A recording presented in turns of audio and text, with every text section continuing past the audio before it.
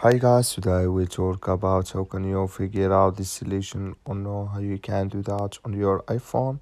So you just follow these ways, then it's going to work with you. So all you have to do in first you just click here on settings here, just click on it. Then it's going to take you to your profile. It's going to show for you like this here. So then you go down, you just keep going down here. You click here on general here, you just click on it.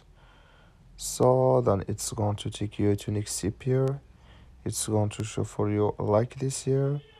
So then you go down, then you just click here on dictionary here, and here can you select dictionary language in this list here. Can you add any language you want? So that's all you have to do. I wish you I get it. That's all. Thank you for watching. Don't forget to support us by like and subscribe.